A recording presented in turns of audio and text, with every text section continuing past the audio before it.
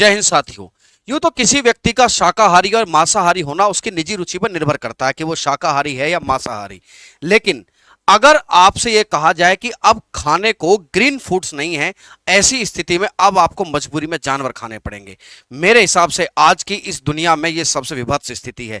हम लोग जब एक विकसित बनने की रेस में इस लेवल पर आगे बढ़ चुके हैं, उस स्थिति में भी इंसान को भूखमरी का सामना करना पड़े, जब पूरे देश, पूरी दुनिया के देश इस बात का दावा करते हैं कि उन्होंने यूनाइटेड नेशंस के माध्यम से, अलग अलग संस्थाओं के माध्यम से पूरी दुनिया में भूखमरी, कुपोषण को लेकर हम लोग जो है मदद कर रहे हैं। इस तरह के तरह के दावे करते रहे हो पूरे दुनिया के विकसित देश। ऐसी स्थिति में आज एक देश में हालात ऐसे हैं कि भूखमरी इस लेवल पर है कि सरकार ने कहा है कि भैया हमारे देश के नागरिकों में प्रोटीन की कमी हो गई है। अब एक काम करिए, खाने को तो है नहीं, हाथियों को मारिए। हाथियों को मारकर उनको प्रोटीन, उनसे के मांस से प्रोटीन की पूर्ति कराइए जहां पर खाने की कमी है। कहां पर है ये स्थिति? ये स्थिति है अफ्रीका की देश जिम्बाब्वे में। मेरे प्यारे साथियों, यूं तो अफ्रीका को ब्लैक कॉन्टिनेंट कहा जाता है। ब्लैक कॉन्टिनेंट कहा जाता है कि वहां पर चूंकि डेवलपमेंट बहुत कम है, जिस हिसाब से होना चाहिए था, जिस हिसाब से दुनिया आगे चल रही है, उस हिसाब से डेवलपमेंट बहुत कम है। लेकिन चलिए, डेवलपमेंट एक अलग चीज है, फिर भी मत हो विकसित, लेकिन एटलीस्ट खाना तो मिलना चाहिए। जिम्बाब्वे में हालात इतने बदतर हो गए हैं कि वहां की सरकार ने कल आदेश दिया, कल से मतलब है बुधवार को, मंगलवार और बुधवार में, कि जो हाथी हैं उन्हें मारिए, उनको लोगों में मतलब उनका जो मांस है उसको प्रोसेसिंग करके, थोड़ा सा प्रोसेसिंग करने के बाद उसको बांट दीजिए कहां पर, जो भूखमरी से परेशान लोग हैं। जिम्बाब्वे की ये स्थिति है। तो आप देख सकते हो कि खाने के लिए कुछ नहीं है, हाथी खाने को हुए मजबूर। ये कुछ न्यूज देख सकते हो कि 200 हाथियों को मारने की परमिशन दे दी है जिम्बाब्वे की सरकार ने। मेरे प्यारे साथियों, अकेला जिम्बाब्वे ऐसा देश नहीं है इस कॉन्टिनेंट में। इससे कुछ दिन पहले नामीबिया ने भी ऐसे ही जो है एक परमिशन दी थी। कहां है जिम्बाब्वे? पहले आप देख लीजिए। जिम्बाब्वे अफ्रीका के दक्षिण में पड़ता है, जिसके एक तरफ बोत्सवाना है, नामीबिया, जाम्बिया, मोजाम्बिक, और नीचे पड़ता है साउथ अफ्रीका। यूं तो इस देश में दुनिया की दूसरी सबसे बड़ी हाथी आबादी रहती है। आबादी रहती है इसका अर्थ थोड़ी कि मार के खा जाए, लेकिन हालात ऐसे हैं। भूखमरी, सूखे की वजह से 50% से ज्यादा फसलें नष्ट हो गई हैं। वैसे भी ये देश कोई बहुत ज्यादा अमीर देश तो है नहीं, तो ऐसी स्थिति में भूख से कैसे निपटा जाए? सरकार ने आदेश दिया कि भैया हम एक काम करते हैं, इन हाथियों को मारते हैं और इनके मांस को खाने के लिए प्रोवाइड करा देते हैं। ठीक है, हालांकि पूरी दुनिया में क्रिटिसिज्म झेलना पड़ सकता है, लेकिन फिर भी भाई साहब, भूख से ऊपर तो कोई क्रिटिसिज्म नहीं है। जब हम भूखे ही नहीं, जब हम रहेंगे ही नहीं, भूख से मर जाएंगे, तो किस बात की आलोचना? तो जिम्बाब्वे की सरकार ने इस चीज का आदेश दिया है कि भैया हाथियों को मारिए और वहां पर आप बंटवा दीजिए।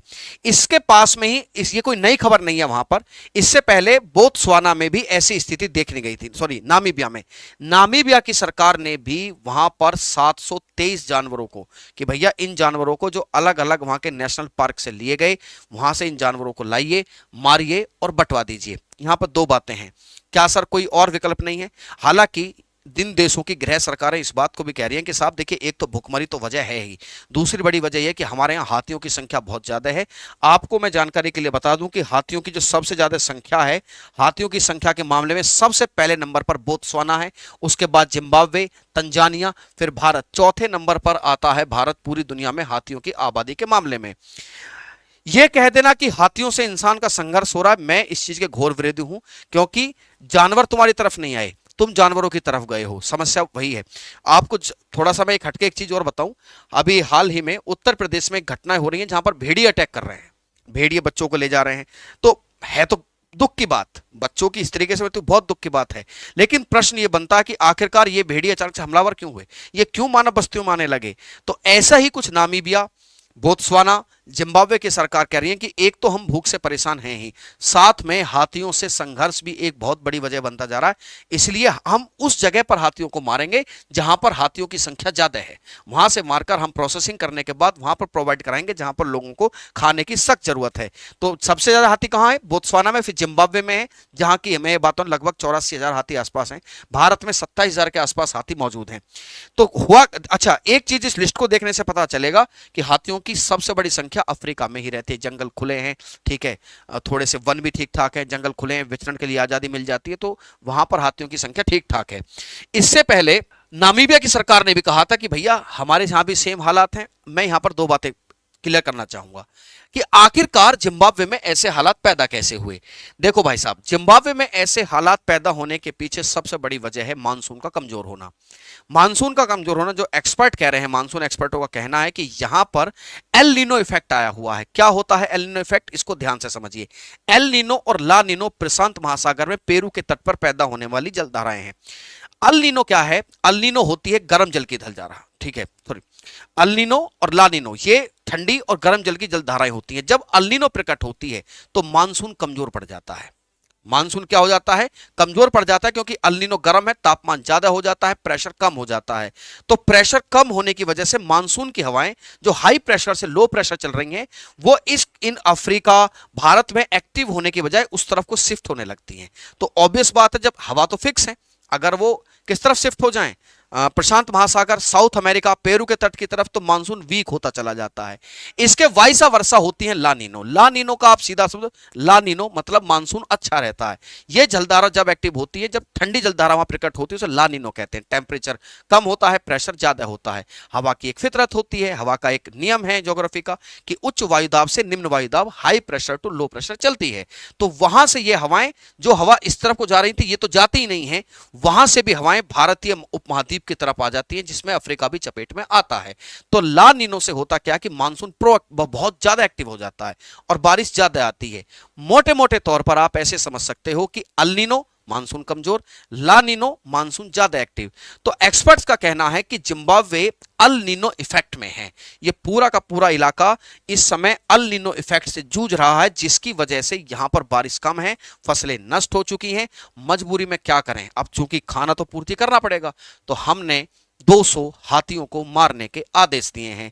और ये 200 हाथी किस क्षेत्र में मारे जाएंगे? इन 200 हाथियों को कहा गया कि उस क्षेत्र में जहां पर ये संघर्ष बहुत ज्यादा है। अब इसके बाद आप सोच सकते हो कि सर ये तो ठीक है, मतलब एक ऐसा देश मान लीजिए कि हाथी है, तो देख सर कई जगह स्थिति ऐसी हो जाती है, तो आप मंगा लीजिए, आप इंपोर्ट कर लीजिए गेहूं वगैरह को। भैया देखो, इतना पैसा जिम्बाब्वे के पास है नहीं, लेकिन जिम्बाब्वे के पास एक खजाना है। कौन सा खजाना? ये खजाना है जिम्बाब्वे के पास हाथी दांतों का। हाथी दांतों का एक बड़ा खजाना जिम्बाब्वे के पास मौजूद है। लेकिन आपको यह पता होना चाहिए कि हाथी दांतों को खरीदना, बेचना, है ना, अंतरराष्ट्रीय स्तर पर गैर कानूनी माना जाता है। लेकिन अगर अब हाथी मर गए हैं तो उनके हाथी दांत तो इकट्ठे वहां पर हो ही जाएंगे, बहुत सारे हाथी दांत वहां पर अवेलेबल हैं। लेकिन इनको खरीद फरोख्त के कोई जो या तो मतलब होती है, लेकिन वो बोलते हैं ना तस्करी के स्तर पर। लेकिन अगर सरकार अंतरराष्ट्रीय नियमों में कुछ छूट मिल जाए तो इन हाथी दांतों को बेचकर अप्रोक्स बताया जाता है कि 5 से 7 हजार करोड़ रुपए ये सरकार कमा सकती है। इतना हाथी दांत वहां पर मौजूद है। सरकारें, जिम्बाब्वे की सरकार इस बात को कोशिश भी कर रही है कि साहब हमें अंतरराष्ट्रीय नियमों में छूट दो, ताकि हम इन हाथी दांतों को बेच सकें। बेचकर कुछ ना कुछ, जो हमारे सूखे का सामना हम कर रहे हैं, फसल खराब का सामना हम कर रहे हैं, थोड़ी बहुत तो एटलीस्ट महाराज हमसे रियायत मिल जाए। तो आप मतलब मैं इसका स्थिति कल्पना करो आपकी, जब मजबूरी में आके मांस खाना पड़े, है ना। मैंने कहा कि शाकाहार या मांसाहार तो चलो ठीक है, अपना अपना विषय है। तो मेरे प्यारे साथियों, ये तो केवल महज एक संकेत है, ये महज एक संकेत है। मैं बार बार कहता रहा हूं कि चाहे युद्ध हो या प्राकृतिक आपदा, ये छोटी छोटी सुगबुगाहट होती हैं। जो समझदार और विद्वान व्यक्ति हैं उसको ट्रेस कर लेते हैं कि ये भविष्य में कितनी बड़ी आपदा बनेगी। ठीक है, कहीं पर समस्या क्या हो रही है पूरी दुनिया में, या तो बाढ़ ज्यादा आ रही है या सूखा ज्यादा है, बैलेंस नहीं है, और दोनों ही स्थिति में फसल नहीं होती है, आपको आपदा का सामना करना पड़ेगा। मेरे हिसाब से इंसान को, पूरी मानव जाति को इस मामले में अब सचेत होने की जरूरत है। सरकारी प्रयासों पर निर्भर ना रहें, हम